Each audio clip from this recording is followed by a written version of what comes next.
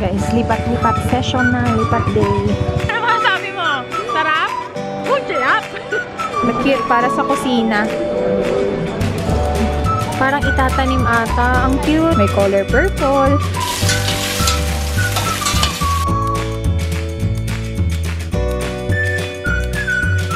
Pansamantala, yan muna yung itsura ng ating sofa. Kailangan nandyan yung purple. Kasi yun talaga yung nakakapagpasaya sa akin.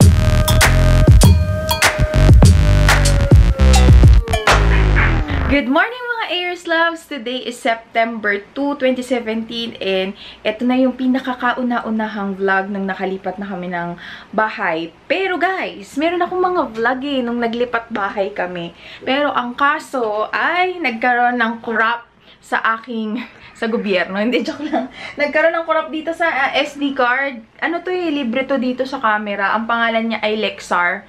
Pangalan ng memory card. Wala.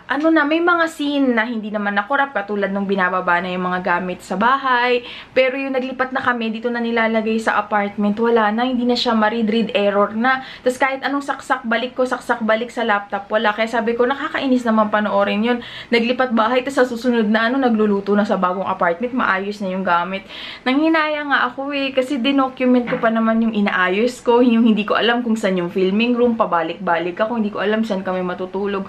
Ang sarap lang sanang balik-balikan tsaka panoorin tsaka i-share sa inyo. Pero, wala. Nakurap yung file.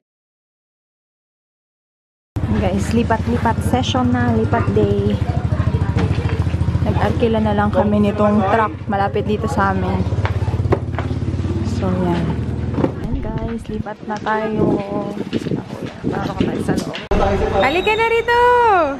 Andito kami sa may SM North. Kasama natin si Payat. Magtitingin ako ng mga gamit sa bahay, mga kutsara, baso. Patrice, Chichi! Bumili kami nung paborito naming asado roll. Ito masarap to. Golden pork floss na hopya. Ito naman 250. Yung asado roll ay 150. So, tikman natin kung masarap to. Ano masasabi mo sa pork floss? Ano masasabi mo? Sarap? Good job! Ay, bagay ka model na invitin mo yun. Kain na tayo guys, dito kay Lydia's Lechon. Ako yun yung paborito ko, yung papaitan. Tapos kay Luke sisig. Sarap, crispy balat. Tumitingin-tingin kami ng mga cute. Katulad nitong cute lagayan ng tissue. Pero parang pwede na rin itong basurahan, no? Maganda kasi sa kotse may may tawag ito, may takip. Pero tissue talaga siya. Cute para sa kusina. Parang itatanim ata. Ang cute. Magkano? $1.99. Mga cupcake. Ito, meron tayong purple tsaka pink. Cute! Isa sa pinaka-favorite ko ng mga eyelashes from Bokto. Tapos yung glue nito, sobrang ganda. Kasi kahit umiyak, nandyan pa din yung eyelashes. Hindi siya mabilis maalis. Kaya lang, di ko alam kung merong available. Laging sold out yan Ito guys, yung pinaka-the best glue, eyelash glue na na-try ko, yung Bokto.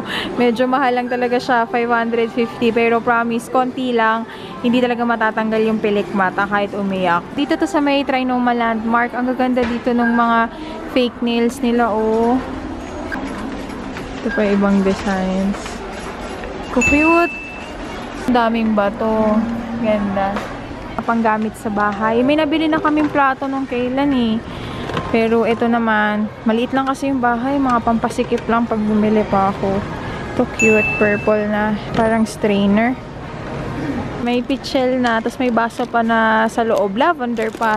Tapos ito naman, pag aalis-alis para sa kotse, may tubig. Namimili tayo ng mga gamit sa bahay. Nauna na sila Kuya PJ. Kasi may pasok pa sila kasi home base sila Dito ng tubig. Yan na lang pa, naka 20% off. May color purple. Ang isa ay 50 pesos. Bili tayo ng 3. Ganda nito nakaka-relax. Fake lang siya pero mukhang original. Naka-sale. Cute. Ito sa labas ng bahay. Tignan natin kung ano yung mga pang home decor. Family, one of the life's greatest blessing. Bawal magpako Cute sana maglagay ng mga ganyan-ganyan. Ito yung maganda, yung pinupunasan lang nila, tapos kahit masunugan ka, hindi ka mahihirapang maghugas. Tignan natin kung magkano siya. Mahal. 2,099.75. Cute. May purple din pa, oh. Purple. Imar Flex. Ha. Ang cute, ah. May nakita na naman ako purple. Ceramic pan. Magkano ito? Ah, ba't ang mura lang? 379. Siguro ano lang to, no? Coated lang. Bumili na rin ako nitong ceramic. Medyo mahal siya, pero okay na din. Kasi maganda naman siya, tsaka matagal. So, yan. Para sa mga toyo-toyo. Ito, may harang na. Ceramic na kitchen knife. Magkano kaya? Ah, ang mahal din. 1,500. Ito, chopping board. Ang ganda. Pag panggulay, ito lang gagamitin mo, baboy, para hindi mabakterya. 289.75.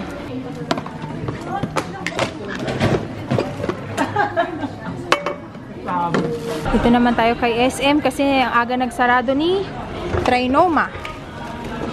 Tingin tayo ng tuluan ng plato. Wala kasi kami nakita. Ang mahal dun. Hanap tayo ng mura-mura lang. Mga patuluan ng plato. Ito, pwede na sa amin to. Maliit. Tapon mo. Ito tatanggal. Kaya pwede na yan. Maliit lang. Magkano? 349. Pwede na yan, papa. Kaya nga sabi ko, ilalagay ko sa to-do list ko yun. Napunta kaming Quiapo. Tapos yung talagang high quality na SD card yung bibilhin ko. Again, Lexar. Hindi ko lang alam kung sirain talaga tong memory card na ito.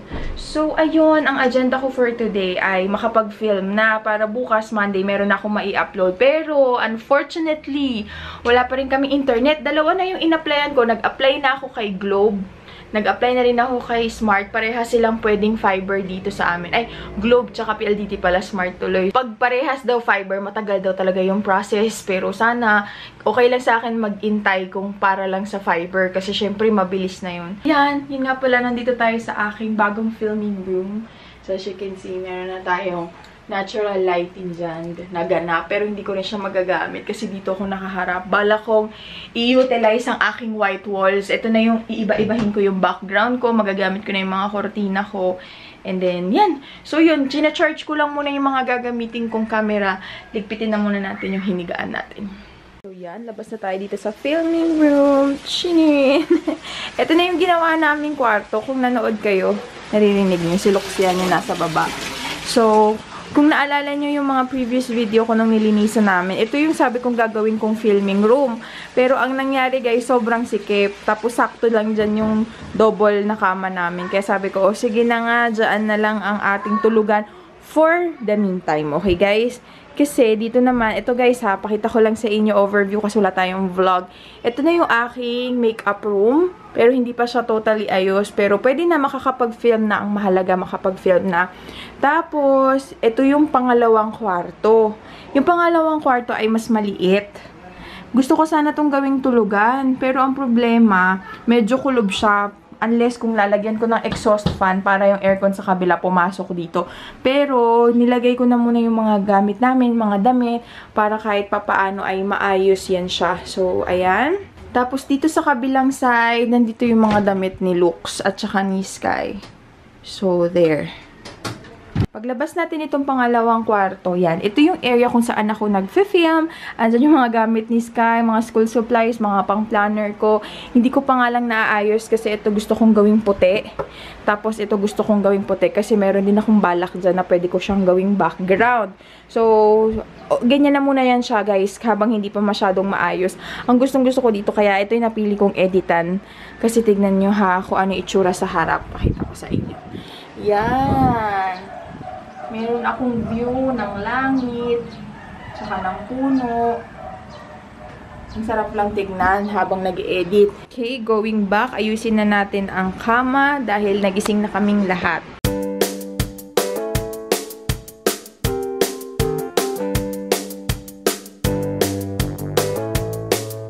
Baba tayo, guys.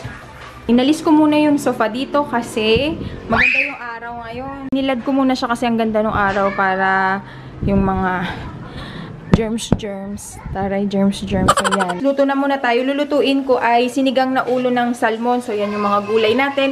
And ito guys, yung aming sangkalan na bili namin to sa Landmark para mas hygienic. Iba yung sangkalan para sa manok, para sa isda, sa gulay, at saka sa baka. Kuha tayo dito sa taas. Ito yung aming parang storage. Dito yung mga bawang sibuyas. Kuha tayo ng sibuyas.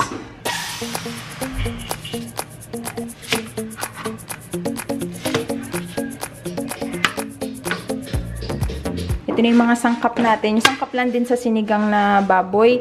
And ang madadagdag lang dito ay luya. Dito pala ako nakapaghiwa.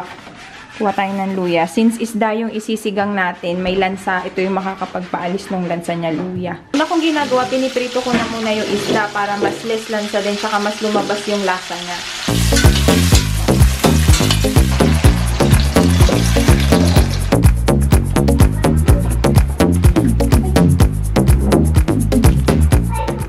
Mag-multitask tayo, maglalampaso ko ng sahig, and ito yung favorite kong ginagamit pang sahig kasi mabango siya, yung Pine Sol na lavender scent.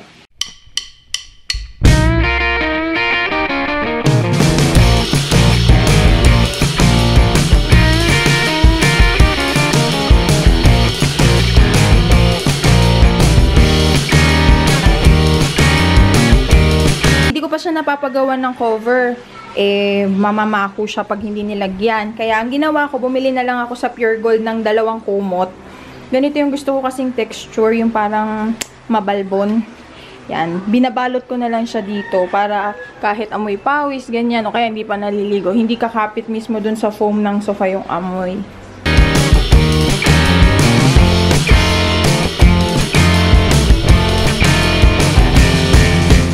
Samantala, yan muna yung itsura ng ating sofa.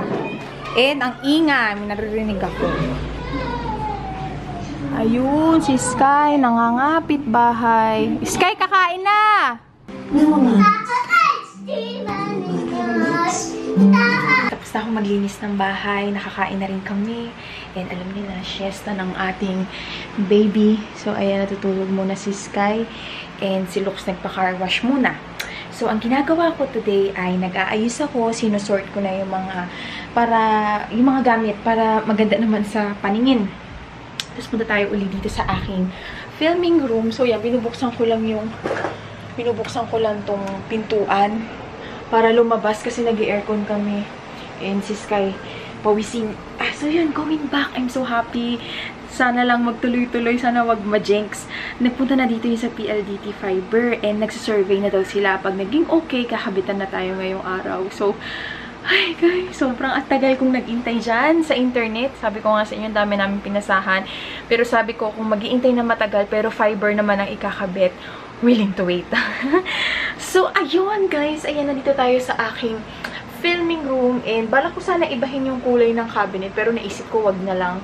And, ang ginagawa ko ngayon, inaalis ko na yung mga wire. Ewan ko kung ako lang nagtatago nito. Ang dami-dami kong mga wire, pero hindi ko naman nagagamit. So, kalat lang. Kaya, naglilinis ako ngayon. Ay, gising ka na. Nakikita niyo ba ang wire na ito? Ang precious wire. Ito yung wire ng fiber. So, yay! Kasasabi lang. Na ako YouTube. Kasasabi lang natin kanina, sana may internet na. Ayan na, kinakabit na siya today. Yan guys, sakabitan na tayo and tignan niyo yung speed niya.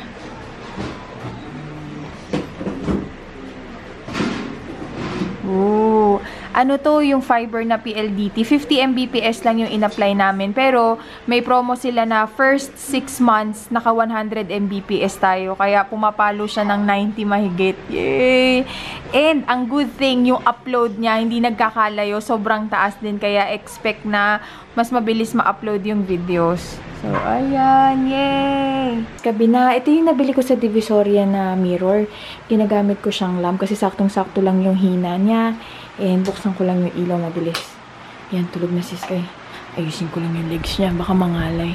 10 na ng gabi, 10:30 na, pero gising pa ako kasi ito na yung time para makapaghugas ako ng plato, tapos magwawalis ako, maglalampaso lang ng very very light, kasi naglampaso naman na tayo kanina. And wala si hubby Lux ko, inano niya, hinatid, sundo niya si nanay, pupunta doon kina Tita Pangging kasi parang magbabanding sila, may kukunin na gamit. So yun, hindi rin ako agad nakakatulog pag hindi ko siya katabi. Naka-nag-chicha. So ayun, ito yung time para ibalik ko na rin yung mga hinugasan ko kanina. Tapos dito sa platuhan namin. Actually, hindi pa ako, marami nagre-request sa inyo, pero hindi pa ako makagawa ng apartment tour kasi marami pang gagawin dito and sobrang hindi pa ako satisfied. sa itsura ng ating apartment. So, ayun lang guys. Pero so far, so good. Yun, kwentuhan nga muna tayo. Dito sa aking mala unicorn na sala. So, yan. Kwentuhan na muna tayo. Kasi ang tagal kong hindi nakapag-vlog. At ang dami kong utang na araw sa inyo. 2 weeks akong nawala. I miss you. And yun, sa mga nagtatanong, kamusta naman yung paglipat namin? Sobrang naging okay naman. Sayang na vlog ko pa ngayon. August 22 kami guys lumipat. And dun sa mga nakakaalam sa inyo, lalo na yung mga Chinese, may tricycle. So, yun. Sabi ng mga Chinese, meron silang tinatawag na ghost month and meron sa inyong mga nag-comment na wag po kayong lumipat ng ganyang date kasi malas. Pag ghost month daw, malas, laging may nagkakasakit, laging walang pera, laging nag-aaway. Basta parang ganun. Pero guys, hindi kasi ako naniniwala sa mga pamahiin, sa mga ganun. Sabi nga nila, walang masama sa maniwala ka ganyan. Pero ako kasi mas naniniwala pa rin ako sa greater force, which is si Jesus Christ or kaya si God, na hindi lang dahil sa date, hahayaan niya magkamalas-malas, magkasakit-sakit ang laman ng isang bahay. So, yun lang naman po ay sa aking paniniwala. Siyempre, iba-iba tayo ng paniniwala. Pero so far, so good. Masaya, nakakatuwa lang kasi meron akong sariling space na dinedesignan ko. Parang we start from scratch. Kasi walang kagamit-gamit to. Tapos ako yung masusunod kung saan ko ilalagay to. Buti na lang si Luke, sobrang supportive niya. Tignan nyo naman, best.